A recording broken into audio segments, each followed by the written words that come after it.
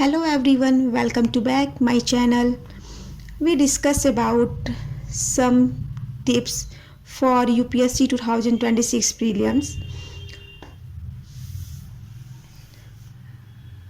अभी कुछ 15 to 17 days बचे हैं हमारे पास, जिसमें हमें रिवीजन करके अपने स्टडी को और इफ़ेक्टिव बनाना है।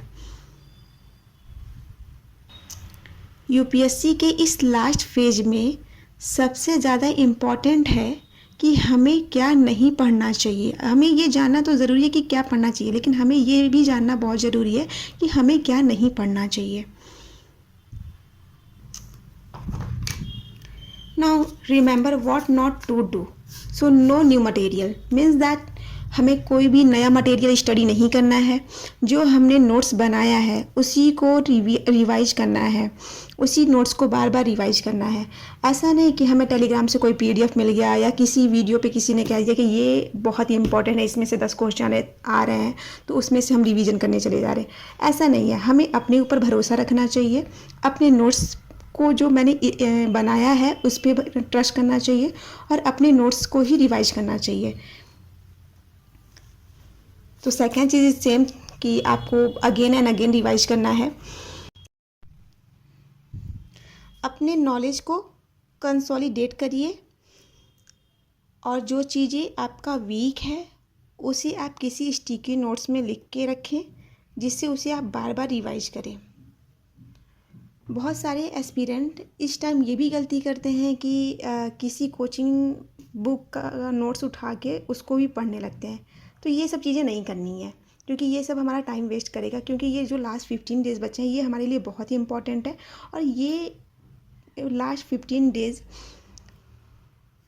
को कैसे इफ़ेक्टिवली हमें यूज करना है हमें ये सोचना चाहिए, ना कि हमें नए नोट्स पे रिलाई करना चाहिए। अपने नोट्स पे इतना तो ट्रस्ट होना चाहिए कि हाँ, हमने इतने साल पढ़ के उसके बाद ये नोट्स बनाया है तो ये इफ़ेक्टिव होगा। तो अपने नोट्स पे ही रिलाई करो। फिर लिमिटेड मॉक टेस्ट। अगर आप अभी भी मॉक टेस्ट सॉल्व कर रहे हो किसी कोचिंग इंस्टीट्यूट का, तो आई थिंक 15 डेज़ में अब नहीं करना चाहिए। पीवाईक्यू पे ज़्यादा फोकस करना चाहिए और पीवाईक्यू को ही सॉल्व करके उसे एनालाइज करना चाहिए। एनालाइज कैसे करना है? जैसे कि पीवाईक्यू में 4 ऑप्शन दिए होते हैं, उन चारों ऑप्शन को हमें एनालाइज करना है। नहीं कि एक एनालाइज कर लिया, आंसर देख लिया कि हाँ इस क्वेश्चन का ये आंसर है, बस ओके। नहीं, हमें चारों ऑप्शन को एनालाइज करना है। और कोई भी मॉक टेस्ट जो कोचिंग के हैं, आई डोंट सजेस्ट कि आप उसको दें। तो मॉक टेस्ट तो अवॉइड ही करिए, क्योंकि अब ये 15 डेज़ जो बचे हैं, ये इस 15 डेज़ में हमें अपने रिवीजन नोट्स को फॉलो करना है और मॉक टेस्ट कोचिंग के अवॉइड करनी है, पीवाईक्यू फॉलो करना है। एटलीस्ट तो 10 ईयर का पीवाईक्यू 2 टाइम्स आप सॉल्व कर सकते हैं अगर ये 15 डेज़ में। ये हमारे लिए बहुत इफ़ेक्टिव रहेगा।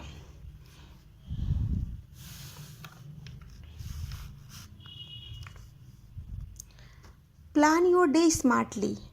अपने डे को प्लान करिए अपने हिसाब से, ना कि यूट्यूब पे वीडियो देख के कि हाँ किसी ने बोल दिया 6 से 8 पढ़ना है, फिर 9 से 10 पढ़ना है।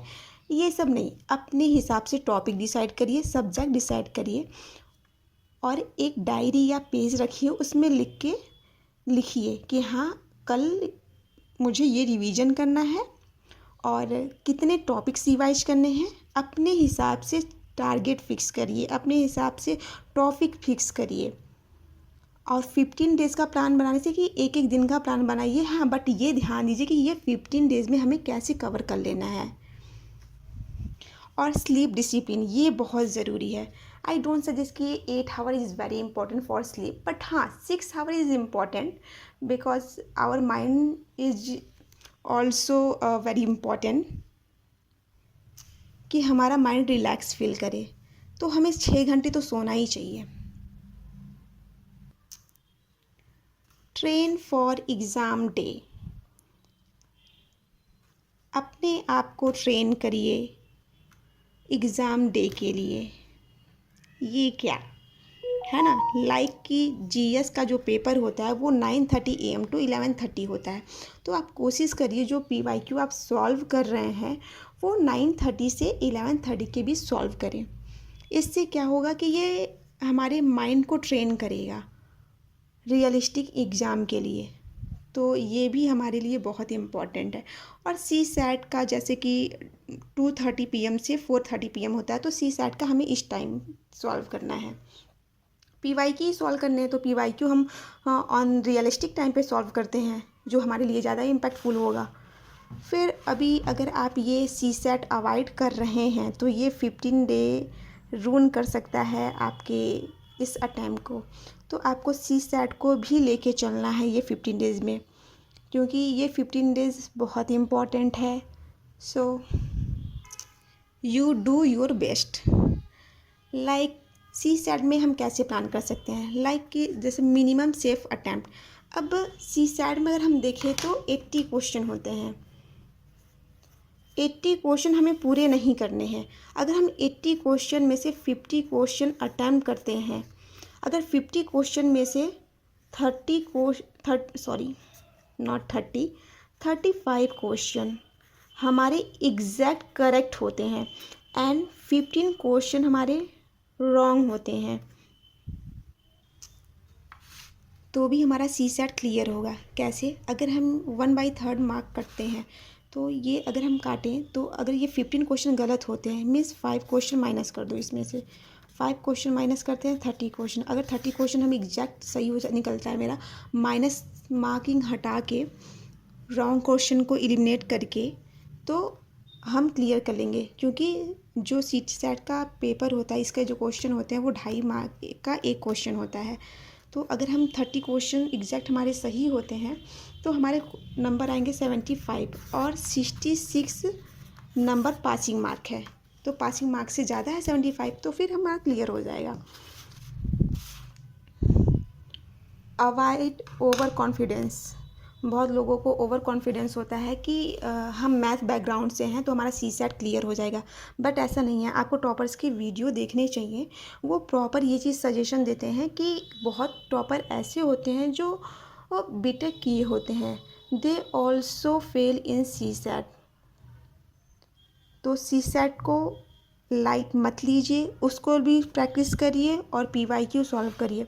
सी सैट में आप ऐसे भी कर सकते हैं कि आप डिवाइड कर लें कि अगर आपका कम्प्रीहेंशन एरिया स्ट्रॉन्ग है तो आप कम्प्रीहेंशन पे ज़्यादा फोकस कर सकते हैं, क्योंकि कम्प्रीहेंशन पे भी 25 to 30 क्वेश्चन आते हैं और कुछ क्वेश्चन रीजनिंग पे आप सॉल्व कर सकते हैं।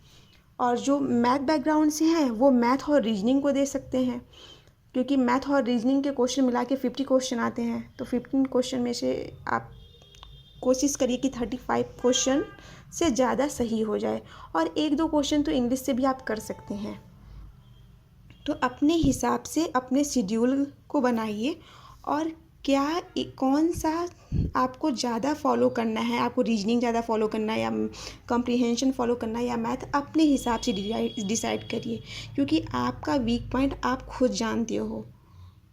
तो अपने हिसाब से शेड्यूल करो और अपने स्टडी को स्ट्रॉन्ग बनाओ। और यदि आप यूपीएससी 2006 के लिए पूरी ताकत से लड़ रहे हो तो इस वीडियो को यहीं छोड़ के मत जाना। कमेंट में लिखो I will clear UPSC 2026 not 6। Okay, I will clear UPSC 2026। और ऐसी ही डिसिप्लिन, स्ट्रेटजी, मोटिवेशन और स्मार्ट प्रिपरेशन कंटेंट के लिए चैनल